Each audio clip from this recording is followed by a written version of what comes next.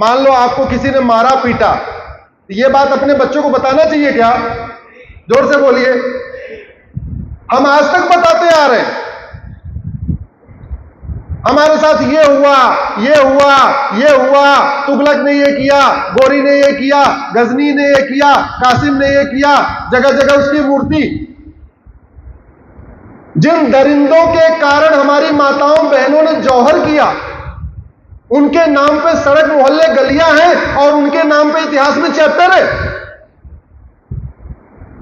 Hamas से भी बहसी दरिंदे 400 साल 500 साल पहले जो आए, लूटे मारे, कन्वर्ट कराया, उनके नाम पे सड़क मोहल्ले गलियां हैं और इतिहास में चैप्टर है। हमारे यहां क्या महापुरुष नहीं थे क्या भाई? हमारे यहां महापुरुषों का अभाव है क्या जो ऐसे दरिंदों को पढ़ाया जाता है? महर्षि सांडिल्य को आपको पढ़ाया क्या? जोर से बोलिए जरा। महर्षि कौशिक को पढ़ाया, महर्षि सुनक को पढ़ाया, महर्षि मनु को पढ़ाया, उपमन्यु को पढ़ाया, आत्रेय को पढ़ाया, वत्स को पढ़ाया, गौतम को पढ़ाया, भारद्वाज को पढ़ाया, जमदग्नि को पढ़ाया, वशिष्ठ को पढ़ाया, कश्यप को पढ़ाया, अत्रि को पढ़ाया, अंगिरा को पढ़ाया, भृगु को पढ़ाया, भार्गव को पढ़ाया, मृदुल को पढ़ाया, पतंजलि को पढ़ाया, वात्सायन को पढ़ाया, सांकृत्य को पढ़ाया, गर्ग को पढ़ाया, पराशर को पढ़ाया, कपिल को पढ़ाया, जमदग्नि को पढ़ाया। पढ़ाया क्या? अरे इनको पढ़ाते तो कुछ हमारे बच्चों में अच्छा संस्कार आता। बाकी चलो छोड़ो, राजाओं की बात कर लेते।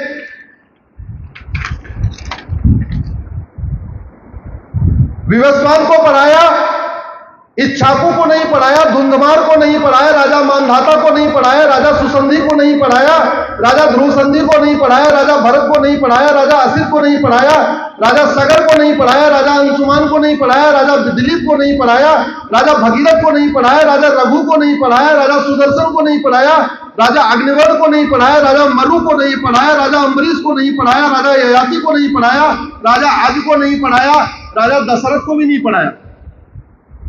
और राम को केवल इतना पढ़ाया, दशरथ को इतना पढ़ाया कि राम के पिता थे।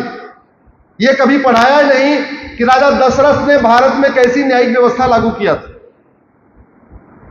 कभी पढ़ाया नहीं राजा दशरथ ने कैसी शिक्षा व्यवस्था लागू किया था। कभी यह पढ़ाया नहीं कि मानव इतिहास में सबसे पहले समान शिक्षा लागू करने वाले राजा दशरथ थे।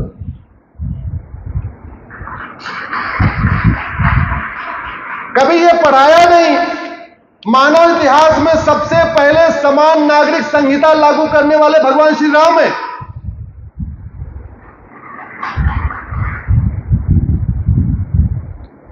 ऐसा कौन होगा जो भगवान राम को अपना दामाद नहीं बनाना चाहता होगा? उस समय कल्पना करिए आप। और उस समय तो परंपरा भी थी 2 विवाह 3 विवाह की। ऐसा कौन राजा होगा उस समय जो भगवान राम लक्ष्मण भरत शत्रुघ्न को अपना दामाद नहीं बनाना चाहता होगा, अपनी बेटी नहीं देना चाहता हो? लेकिन भगवान राम ने कहा नहीं। उत्तरकांड में इसकी चौपाई भी है। वाल्मीकि रामायण का उत्तरकांड पढ़िए, रामचरितमानस उत्तरकांड पढ़िए। उन्होंने बोला अब भारत में एक पति एक पत्नी का नियम चलेगा। इसलिए उन्होंने खुद भी एक विवाह किया, लक्ष्मण जी ने एक विवाह किया, भरत जी ने एक विवाह किया, शत्रुघ्न जी ने एक विवाह किया। आज से हजारों साल पहले। कभी हमने ध्यान से सोचा ही नहीं कि भगवान राम के 2 ही बच्चे क्यों हुए, लक्ष्मण जी के 2 ही बच्चे क्यों हुए। चौपाई है उत्तरकांड में, रामायण को पढ़िए। दुई सुत सीता सिंदर जाए, लवकुश वेद पुराणन गाए, दुई दुई सुत भ्रातन के रे। राम के 2 बच्चे, लक्ष्मण जी के 2 बच्चे, भरत जी को 2 बच्चे, शत्रुघ्न जी को 2 बच्चे। राम ने भी हम 2 हमारे 2 फॉलो किया, लक्ष्मण जी ने हम 2 हमारे 2 फॉलो किया, भरत जी ने हम 2 हमारे 2 फॉलो किया, शत्रुघ्न ने हम 2 हमारे फॉलो किया। कभी पढ़ाया क्या? नहीं। क्या पढ़ा रहे? सुकरात ने ये किया, फलाने ने ये किया, वहां ने ये किया। अरे क्या लेना देना हमसे भाई? दूसरा, ये एनआरआईज का क्षेत्र है। ये यहां बहुत एनआरआई है, जैसे आपने बताया मुझे। सब लोग बाहर रहते हैं, 1 महीने के लिए यहां आते हैं, तो यहां अपना घर अच्छा अच्छा बनाया कि नहीं बनाया? अगर वो अमेरिका में रहते हैं, वहां अच्छे घर में रहते हैं, तो यहां के भी अच्छे घर में ही रहते हैं। जो आदमी अमेरिका में अच्छा घर बनाएगा, अपने जन्मभूमि में अच्छा घर बनाएगा कि नहीं बनाएगा? जोर से बोलिए जरा। अगर बाबर इतना ही बड़ा कलाकार था, तो जहां पैदा हुआ था उसने वहां एक बढ़िया घर क्यों नहीं बनवा लिया? शाहजहां अगर इतना ही बड़ा कलाकार था, तो जैसे यहां आगरा में ताजमहल बनाया, वो जहां पैदा हुआ था, कहा ताजमहल वहां भी बना लेता। अरे भैया, जिसको शौक होगा, जिसको कला होगी, वो क्या करेगा? वो जहां रहेगा वहां भी बनाएगा, जहां जन्मभूमि होगा वहां भी बनाएगा। आज भी हमारे देश में लोग कमाने जाते हैं, कर्नावती में जाएंगे, मुंबई में जाएंगे, कहीं पे जाएंगे, पहला घर कहां बढ़िया बनाते हैं? जरा जोर से बोलिए। जहां वो पैदा होते हैं, पहला घर वहीं बढ़िया बनाएंगे, उसके बाद फिर बना लेंगे मुंबई में, दिल्ली में, कलकत्ता में, जहां बनाना होगा बना लेंगे। मुझे एक बात समझ में नहीं आई, ये गजनी, गौरी, तुगलक, बाबर, हुमायूं, जो इतने बड़े कलाकार थे, इन्होंने भारत में तो बहुत बढ़िया बढ़िया मीनार बनाई। ये जहां से आए थे वहां ढंग से दलान भी नहीं बना पाए। अरे एक आध 2-4 कमरे का बना लेते। अगर दिल्ली में इतना बड़ा लाल किला तुम बना सकते थे, तो जहां से आए थे छोटा लाल किला वहां भी बना लेते।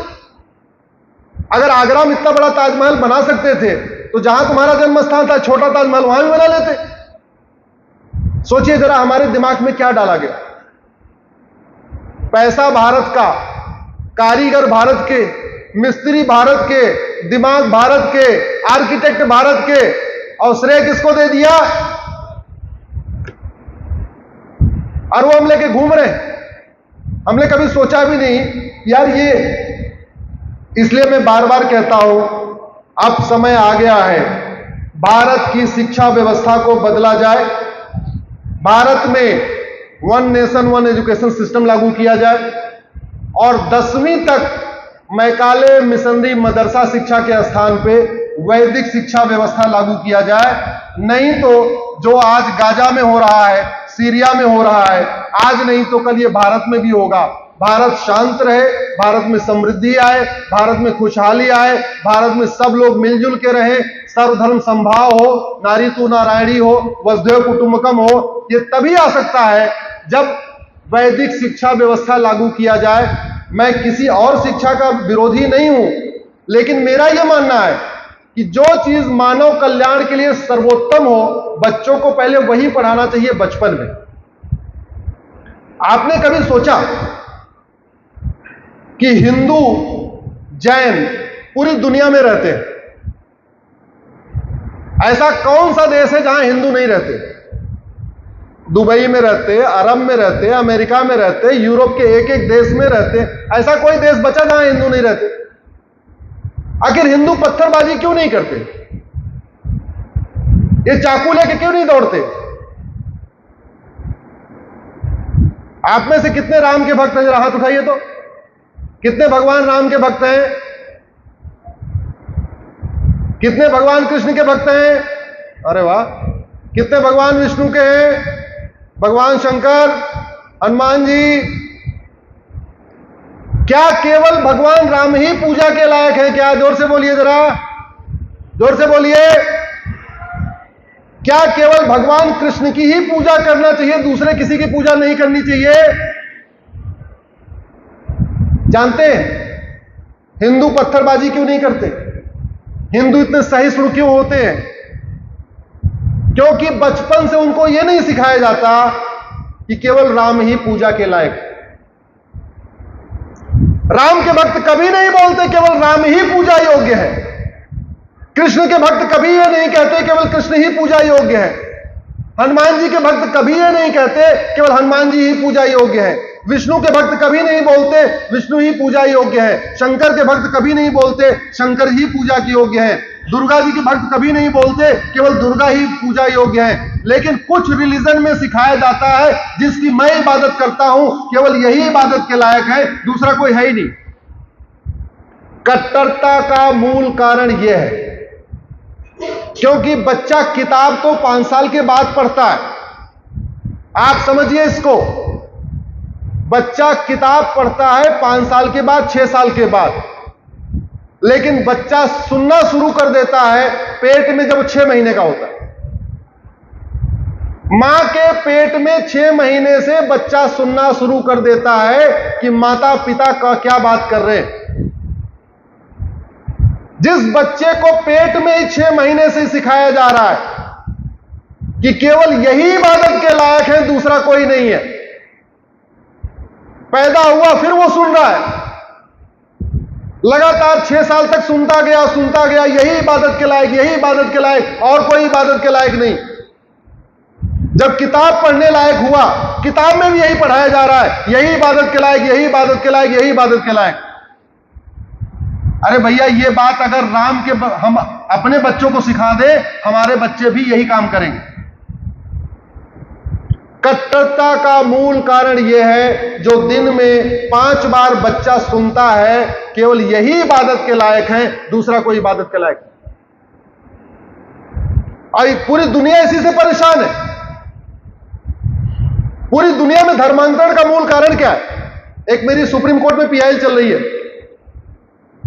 धर्मांतरण के खिलाफ।